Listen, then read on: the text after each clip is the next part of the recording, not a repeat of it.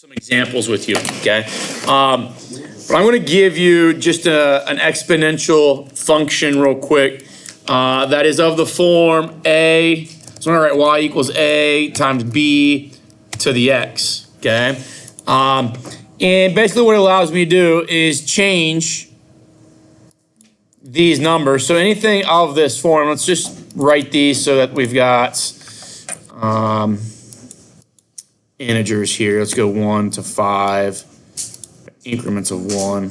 I should go to 10.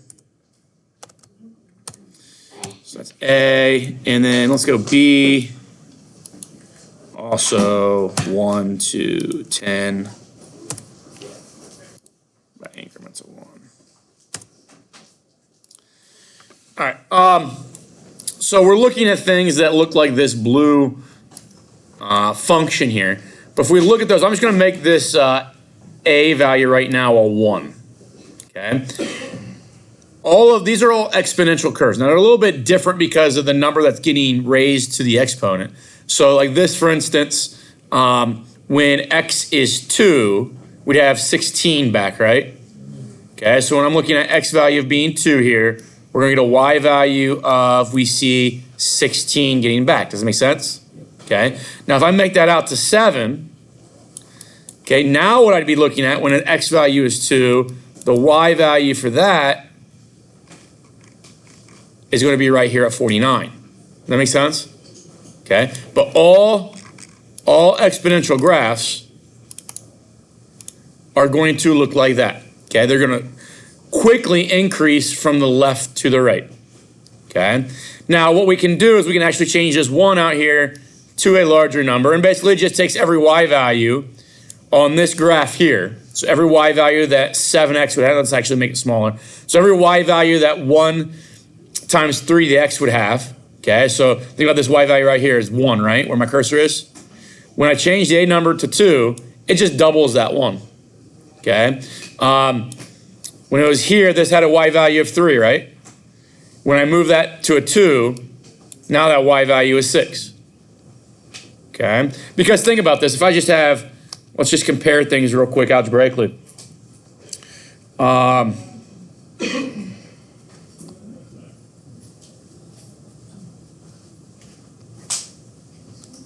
If you have y equals, let's just say 3 to the x, and y equals 2 times 3 to the x, let's say x is 1. If x is 1, doesn't that become 3 to the first? Which gives me 3, right? This is still 3 to the first. So I do that first. What's 3 to the first then times 2? 6. Do you see how that number is twice as big as that number, right? And it's all due to that 2 that's out in front, okay? So sometimes you'll see that 2 out front. Sometimes you'll see it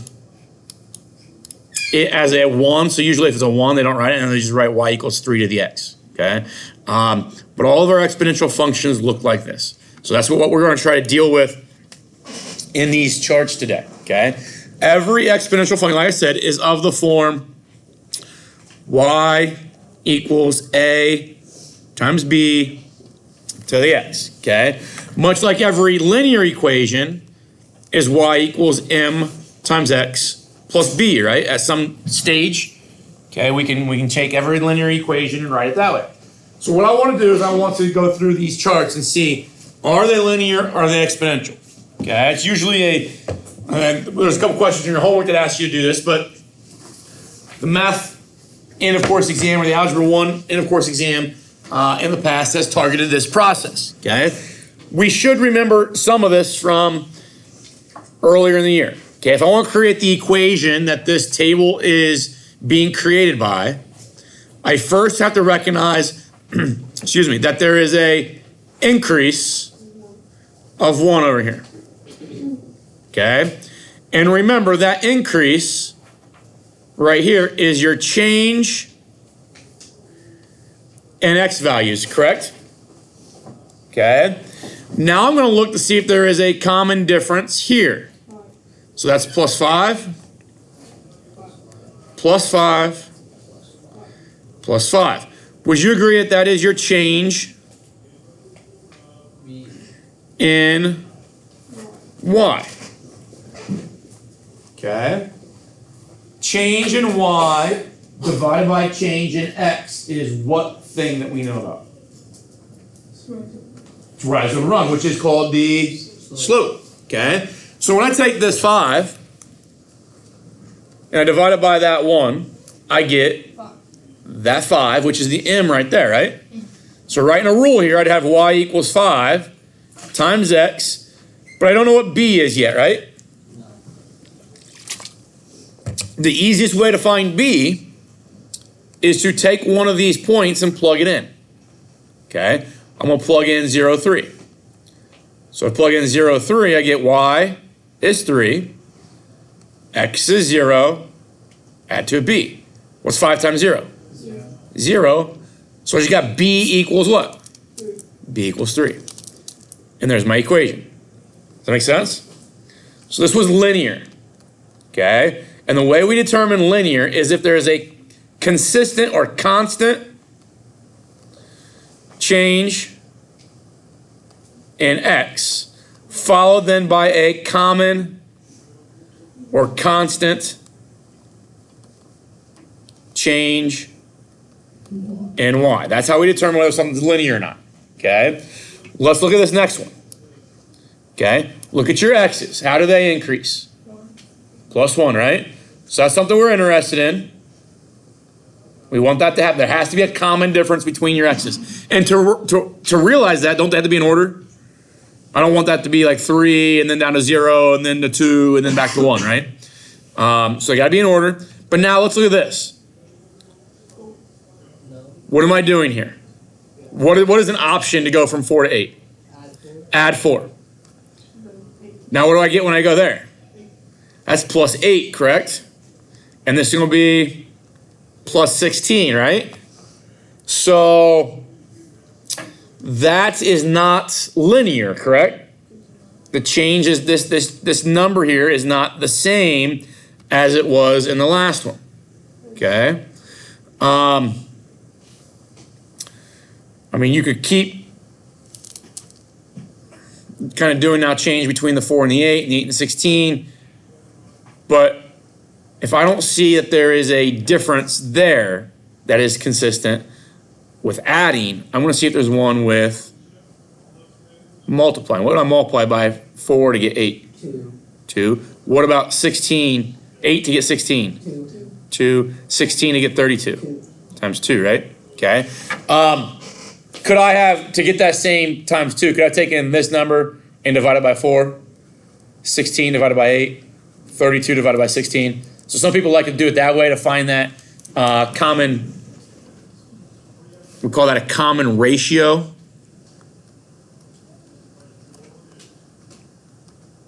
Okay, when we're multiplying by the same amount from one y value to the next, okay? If you have a common ratio, this thing is said to be exponential, okay? And in our formula, b is the common ratio.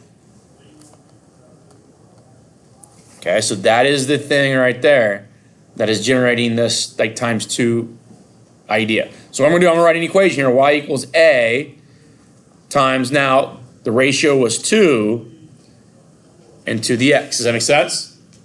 So just like when we did the linear one, we plugged our m in, but we still had that b there, right? For the y-intercept. So we chose an ordered pair and we substituted and solved, right? Do we have ordered pairs here that we could substitute and solve? The number one ordered pair. Now, you're not always going to be given this, but if it's there, utilize it. Is the ordered pair when x is 0. Okay? And I'm going to make the argument that because it's algebra 1, if they want you to write the equation, somehow they're going to give you that ordered pair. Does that make sense? The one that has x to be 0. Otherwise, to solve that, you have to use what we call nonlinear systems, which is a little bit more difficult substitution, okay? Which you learn in Algebra 2, okay? So I'm going to say that, and of course, exam asks us to do this. That ordered pair with the x being 0 will be provided somehow, okay? I'm going to substitute x to be 0 and y to be 4 in this thing here. Does that make sense? So if y is 4, I get a times 2, x is 0. And now this is the reason, this is the nice thing about them giving me the ordered pair 0, 4. What does 2 to the 0 turn into? 1. So now this is really 1 times a, right? Which is equal to 4. Does that make sense that our a value is 4? So when I want to write my equation, we'll come back up to this thing here. Now I know the a. I'll say y equals a, which is 4, times 2 to the x. Does that process make sense? Okay, guys, I want you all to close your computers. There's no need for us to be on them at the moment. So y equals 4 to the 2x is going to be the equation that generates that. Now, if we wanted to check that, let's see here.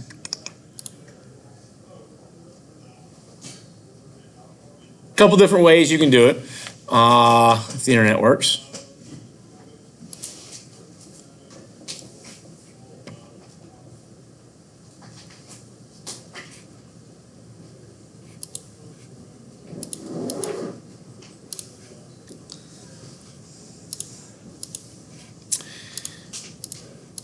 You can do this. You can actually type in y equals 4 times 2 to the x, okay? And then put the points that they were providing. 0, 4 was 1 point, right? 1, 8 was another point. 2, 16 was another point. And 3, 32 was another point. I just want to make sure, do all those points that I just typed in, show up on, that's so dumb. Do they all show up on that curve? Yeah, okay. So that guarantees that that is correct. If I didn't have that right, let's say I found this to be like 2 times 2 to the x. They're not right, correct? Some people want to write, so when I have 4 times 2 to the x, they want to rewrite that as, what's 4 times 2?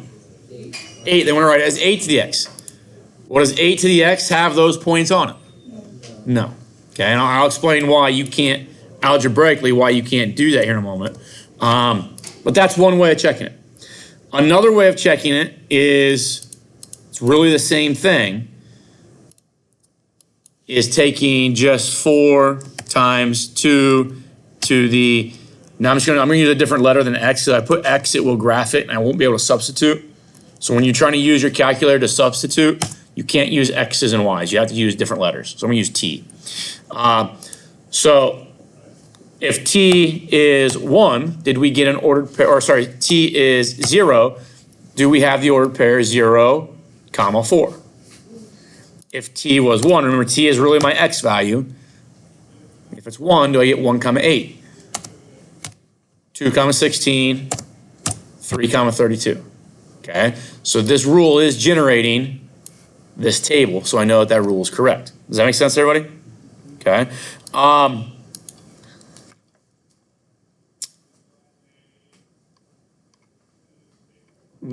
So I asked the question, or I made the statement that 4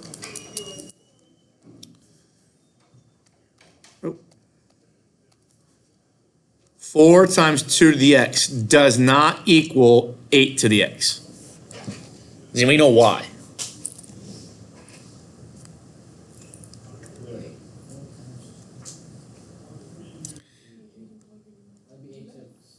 Okay, so if I gave you, so let's look here. If I gave you x to be, give me a number. 4. If x was 4, okay, what would you do first here? Okay, good. So you would do, so when I substitute, it would be this, right? And you have to do that first, correct? So that's going to turn into 16. You'd replace that with 16 and then multiply by 4, correct? Okay. Here, I've already really done the multiplication to get this 8. Does that make sense? So here it's saying exponents need to be done first. Here I would be doing multiplication first. Which one's correct? Doing exponents first, right? Okay. So these two things are not equal because And evaluating that when I know what x is, order of operations tells us that we have to address the exponents before we do the multiplication. So the 4 times 2 cannot get multiplied together.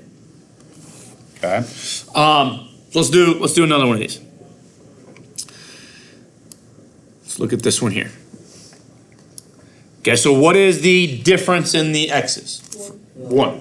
What am I doing to go from, let's say, 3 to 12? Multiply by 4.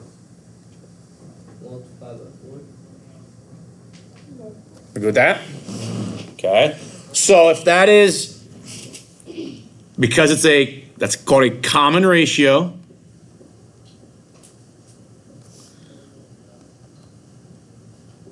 Okay. And that common ratio is your b value. So when I go y equals a times b to the x, b is now 4. Is that doable? So common difference is when you add it, it's like. Yes, and that would mean it'd be linear. Yep. So now what do I do? What am I going to plug in to figure out what a is? 0, 3. That's my ordered pair. That's going to help me find a. Now, you could use any one of these ordered pairs. 0, 3 is the best because it introduces this 4 to the 0. Does that make sense? I'll show you maybe using 112 here in a moment. But if that's 4 to the 0, that gives me 1 right there, right? 1 times a is just a, so a is 3. So a is 3, so I'll make that a 3. And I have my 4 to the x, right? Like I said, you could use 112. Let's use 248. If I go y equals a times 4 to the x, if I put 48 there, okay, I have a times 4 squared, right? So that would give me 48 equals 16 a's, correct? So would that give me a to be then 3 again? Yeah. It's the same as that. It's just easier to evaluate 4 to the 0 because it gives me 1, and then I don't have to divide both sides by a number. Does that make sense? They won't always give you 0, 3, but if they do, you're going to want to jump on that one and use that one, okay? I want you guys to take the next 3 or 4 minutes and do that highlighted one. Okay, see what you come up with.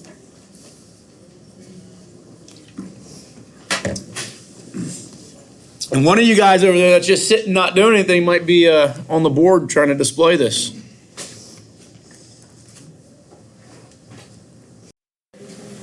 Sometimes.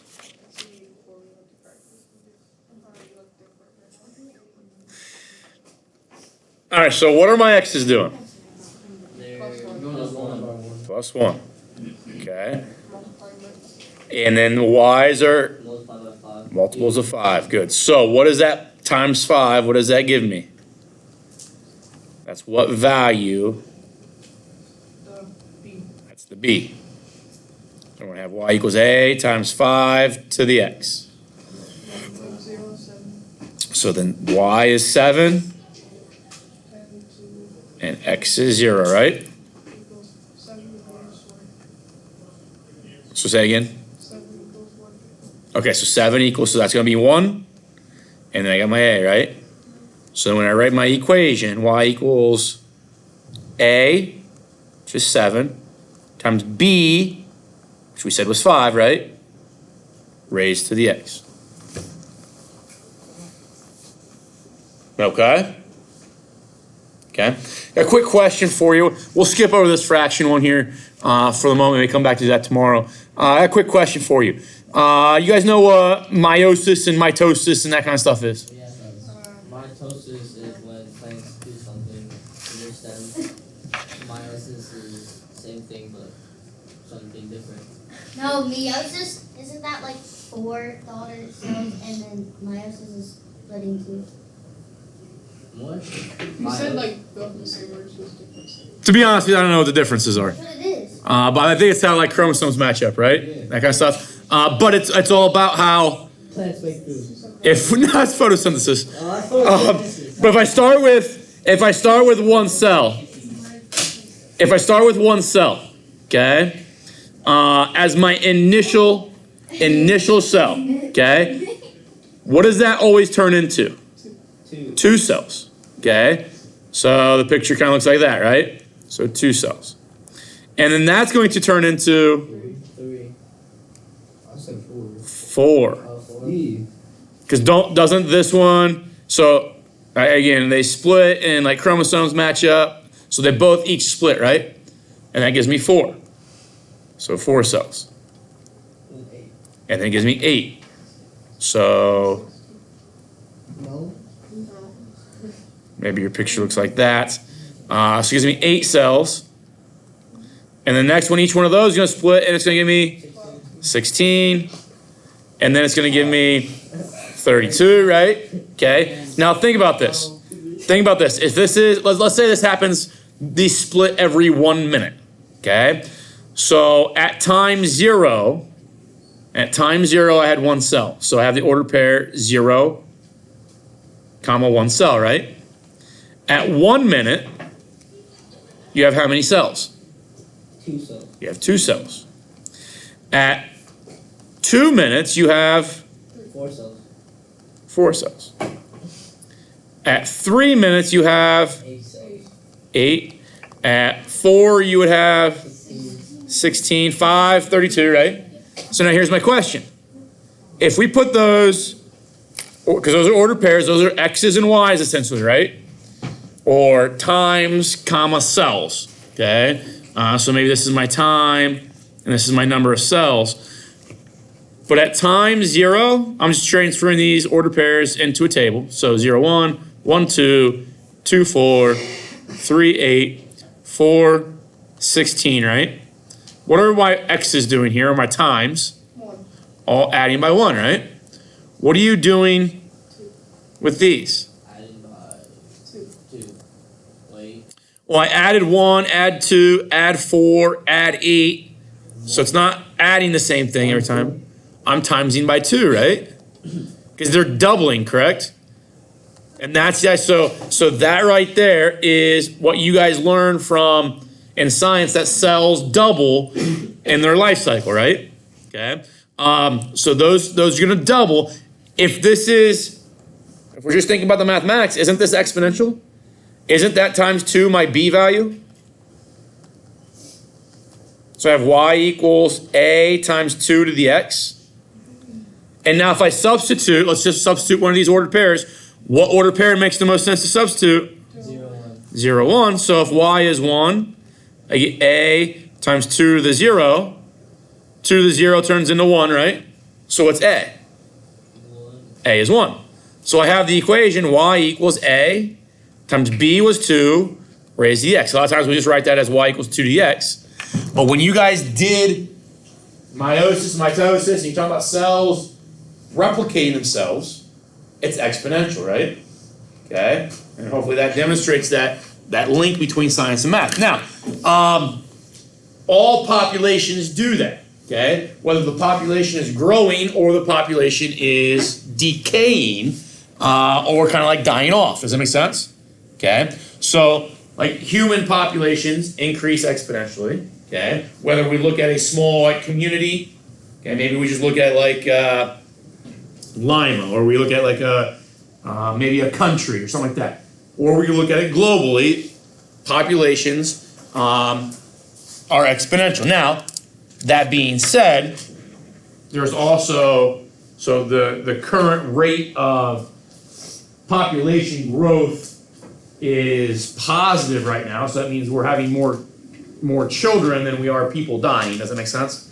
So to talk about the world's population or just any population in general, there has to be maybe discussion of how some of those things die off. Okay, some of those things in the population die off. If we're talking about like dollars, okay, if we invest in the stock market, we hope our money gets larger, right? I put $10 in, I want it to double or triple or quadruple X amount of days, every 2 or 3, 4 days, okay? All those things are exponential. What's the number one thing that people are worried about right now in the world? Coronavirus. Okay, so let's talk about that a little bit. So, do you? Nope. I had my hopes up. No, Yes. what? Yeah. Yes, Hunter. What if the coronavirus is millennial? Will we have school? Ew. No. That's true. Some like there were I think some schools in New York City has like 3 or 4 cases of it. So does Florida. I think Florida. And the schools that person is affiliated with, like they have kids that go to a school. Those schools have been closed down.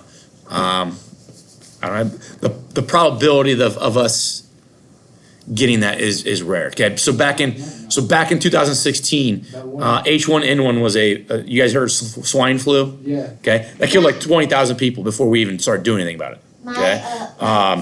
So like this stuff has happened in the past. You maybe weren't so aware of it.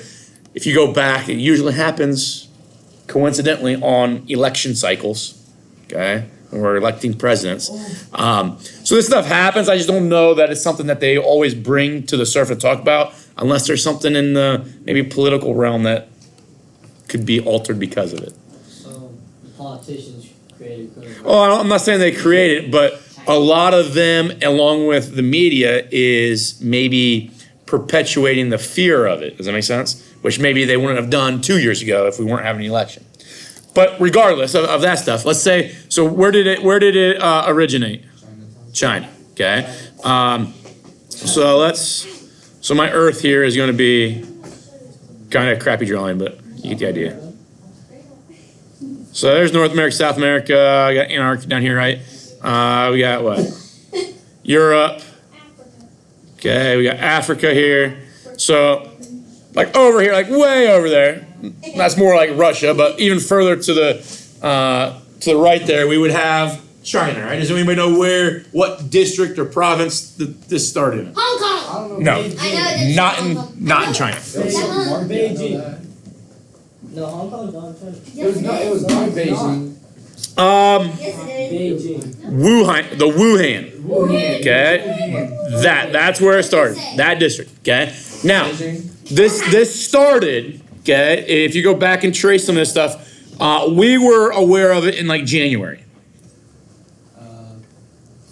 There was this scientist that was working with the Chinese, one of the scientist organizations that created that virus, and he released it out to the public, and then the next day he was immediately killed, and they said that was Oh, yeah, I the heard that. virus. Yeah, there's a lot of those.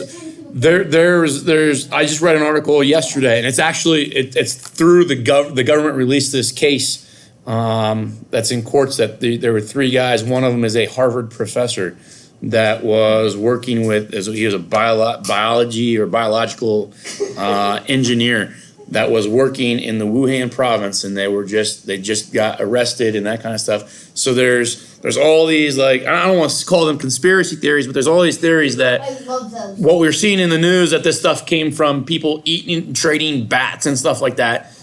Maybe not all that accurate. Maybe there were labs that were creating this, and then it was like kind of a biomedical warfare type thing. Does that make sense? So regardless, China, communist country, right? Okay.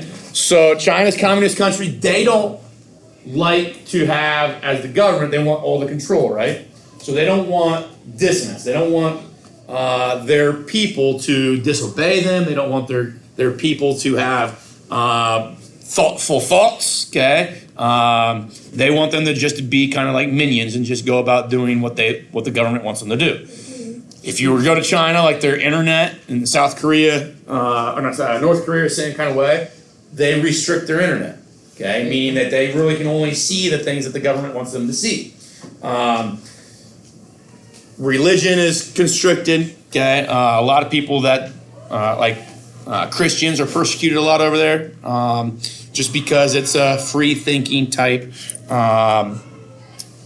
process, and the government there doesn't want that.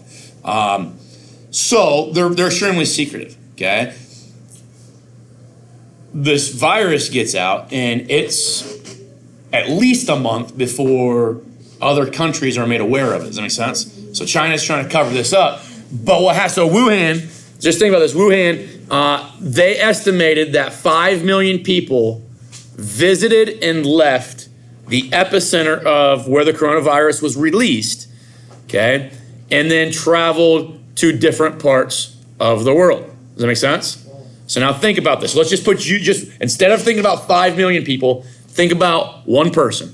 Let's think, this is Hunter, okay? You got the coronavirus. Let's say Hunter has the coronavirus, okay? Call it COVID-19. Okay, so let's say he gets it in the Wuhan. Okay, he's gonna come home, right? What's he get on when he comes home? The plane. Gets on an airplane. Oh yeah, everything Okay. on like sick. How many people are on that airplane? Like, 50. people. Okay, so if we think like a traditional commercial airplane, there's approximately like 200 people on it. What? Okay, so he now came in contact with 200 people, right? Now, could he have infected all 200? No. I Well, mean, yeah. He could have, okay? If you're seeing some of these cruise ships that were quarantined, they're starting to find out that there were a lot of people when they quarantined that ended up getting this virus. Let's say that he doesn't infect all of them. Let's say he infects half of them, okay? Or maybe even just like 3 of them, whatever, okay? These people are all going to get off the airplane, right? And they're going to go their ways. So let's say he infects 3 people. Okay? And that is a very small percentage of the 200, right? But this person is going to go get on an airplane that has 200 other people on it, right? whoa. And they're going to infect people. They are going to infect people, right? Why'd you get an airplane? They are going to infect people, correct? Does that make sense? So then you see how within just a day that this infection, this virus can spread, right? Okay? So that's what they're worried about, okay? And what they're really worried about, if you get the coronavirus, are you going to die? No. I mean, you can. You can. So they're seeing healthy people die from this, okay? Just like healthy people die from the flu, right? Every year you see 25-year-old healthy gym rat person gets the flu virus and they die, okay? But usually the flu only kills people that are older, already have underlying diseases like heart issues, lung issues, COPD, that type of thing. That's usually what the flu kills. Now, on a yearly basis, the flu kills anywhere between 300 to like 800,000 people a year. Okay? I would die from the flu. Okay? We have experienced right now, I think 9 people have died in America from the coronavirus. Okay?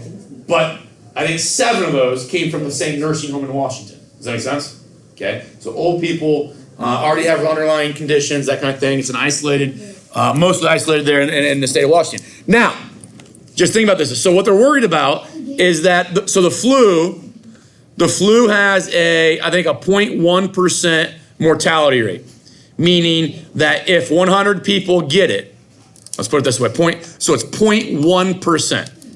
Dang it. So instead of using 1 person, or 100 people, let's use 1,000 people. So flu, like I said, is 0.1, meaning that if 1,000 people got it, 1 person dies. Does that make sense? Whoa. Okay. Luckily I died. Because 1% would be 1 person out of 100, right? Okay. So 0.1 is 1 person out of 1,000. The coronavirus is a 2%. This was 0.1%. Coronavirus is a 2% mortality rate, meaning that if 1,000 people get it, 2% of that, what's 2% of 1,000? 20. 200. 20. Oh. Okay? So you're seeing the numbers are much more Bigger. larger, yes, okay? But now, you gotta think, 1,000 people, 20 of them are gonna die. Is that really 1,000, 20 out of 1,000? Huge. When we think about life or death, then maybe, especially if you're one of those 20, right? It's a big number to you. But that's what they're worried about, okay? Healthy people are gonna get this. And healthy people have gotten this, and healthy people have lived through it, right? Yep. Okay? But what I want you to see, what I want you to understand, is that viruses, bacteria, illnesses, whatever, because this idea of 1 person infecting 200, and then those 200 infecting 200 more, okay, that growth is what mathematical word? What have we been talking about here? I started with one person and went to 200. That 200 then went to 200 squared. What is it called? And then went to 200 cubed.